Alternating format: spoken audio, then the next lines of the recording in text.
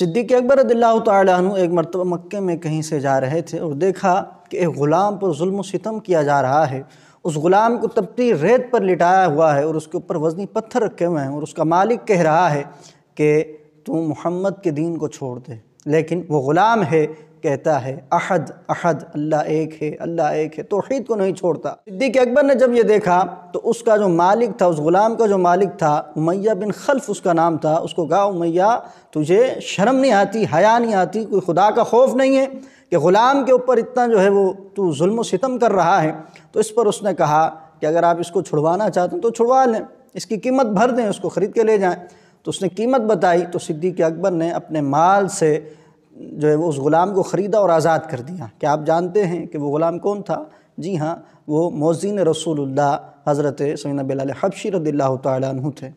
جب ان کو آزاد کروا دیا صدیق اکبر نے تو لوگ کہنے لگے کہ ہو سکتا ہے کوئی نہ کوئی احسان بلال کا صدیق پر ہوگا، جس کے صلے میں صدیق نے بلال کو آزاد کروایا ہے۔ تو اس بات کا جواب رب کائنات نے قرآن کریم میں دیا، فرماتا ہے رب تعالیٰ وَسَيُجَنَّبُهَا الْأَتْقَى الَّذِي يُؤْتِي مَالَهُ يَتَزَكَّى وَمَا لِأَحَدٍ عِنْدَهُ مِن نِعْمَةٍ تُجْزَى۔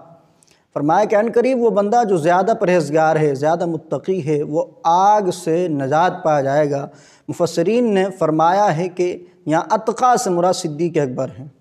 اور آگے کیا فرماتا ہے رب تعالیٰ کہ الذی یؤتی مالہ یتزکا، جو اپنا مال دیتا ہے، خرچ کرتا ہے اللہ کی راہ میں اس لیے تاکہ اس کا مال پاکیزہ ہو جائے۔ اور کیوں خرچ کیا؟ غلام کو کیوں آزاد کروایا؟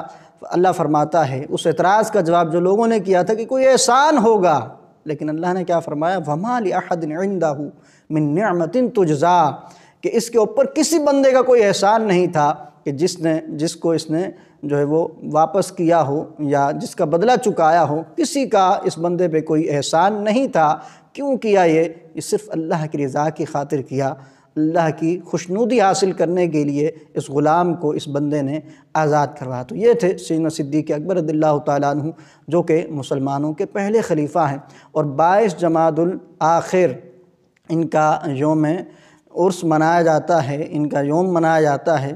تو اس سال 2024 میں جو 22 جمادی الآخر ہے وہ 25 دسمبر کی رات ہے، یعنی 24 اور 25 کی درمیانی رات، اور 25 دسمبر کا دن یہ جو ہے وہ 22 جمادی الاخری ہے۔ تو آپ بھی سیدنا صدیق اکبر رضی اللہ تعالیٰ عنہ کے ایصال ثواب کی خاطر کچھ نہ کچھ نیاز اور فاتحہ کا بھی اہتمام کیجیے اور اس کی برکتیں سمیٹیے۔ اللہ تعالیٰ ہم سب کو سیدنا صدیق اکبر رضی اللہ تعالیٰ عنہ سے عشق و محبت کا والہانہ اظہار کرنے کی توفیق عطا فرمائے، آمین بجائے خاتم النبیین صلی اللہ علیہ وسلم۔